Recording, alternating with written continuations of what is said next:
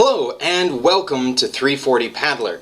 What I want to do today is talk about a product review for a boat, specifically a boat that would be fantastic for people running the MR340. What I'm talking about is the Epic V-7. And I should point out for these reviews, anything that I'm reviewing I've used before. Preferably I've used in the race, but at least I've used on a regular basis. And the V-7 I purchased specifically for the races up here in Wisconsin and northern Illinois, where you tend to get very low water. I gouged the heck out of my Stellar 18S about a year ago at Mid-American in St. Charles, Illinois. Great race, just shallow water. And decided at that point I needed a rotomold surfski.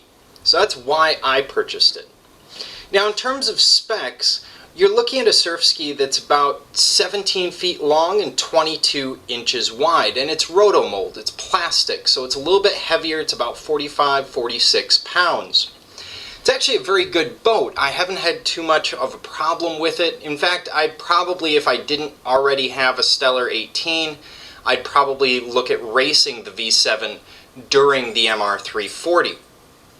And I should say I bought the V7 from Ron Ladd Surfski down in Kansas City back in January. He was fantastic.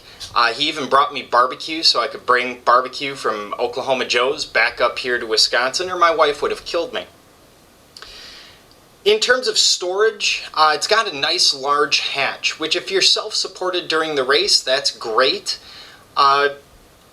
During the race, any kind of storage is always good, because you want to be able to have enough stuff with you that if you need to skip a checkpoint or something comes up, you can have it with you. So that extra storage is nice. The Epic V7 comes with a soft cover or hard cover. I have the soft cover. The soft cover does occasionally leak a little bit, but it's nothing too serious. The hard cover seems to be watertight, although again, I'm sharing that anecdotally from people that I've talked to with the boat. It does come with kick-up or understern rudder. I have both. I primarily use kick-up for the MR340 and most racing and paddling around here, because in Wisconsin we have a lot of shallow water, we have a lot of debris. During the 340 there's a lot of debris. Just seems a lot easier to deal with, and it doesn't affect stability one way or the other. It's really however you want to handle that boat. In terms of stability, you would think at 22 inches wide it's a little unstable, but in fact it's rock solid. I've taken it out in 3 to 4 foot chop on Lake Michigan and been perfectly fine.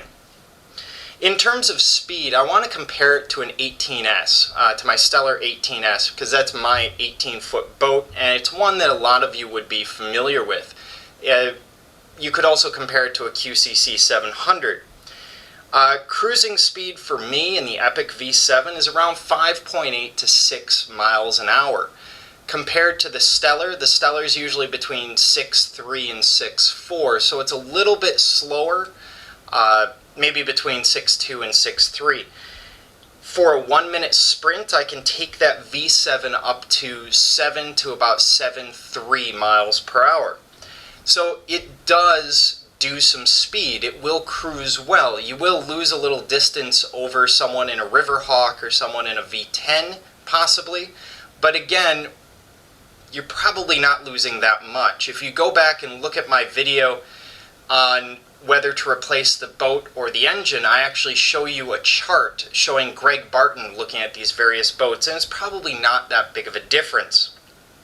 In terms of the cutouts, it's a very close catch on the Epics. I really like the cutouts on the second generation Epics.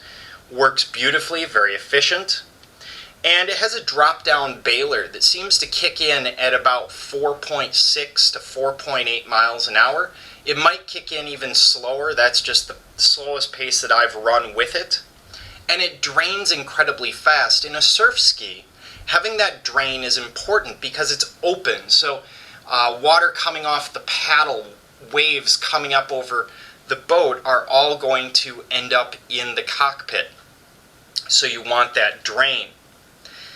It's really comparable, maybe a tenth of a mile an hour in my experience, slower than a QCC 700, maybe a few tenths slower than a standard 18-foot boat. But it's a beautiful boat. They cost somewhere around $1,500, and I cannot recommend it enough, especially for the beginning paddler or someone who's tall, who doesn't want to get into and out of a sea kayak, but is worried about stability with your average surf ski. So, that's been 340 Paddler. Keep your paddle in the water.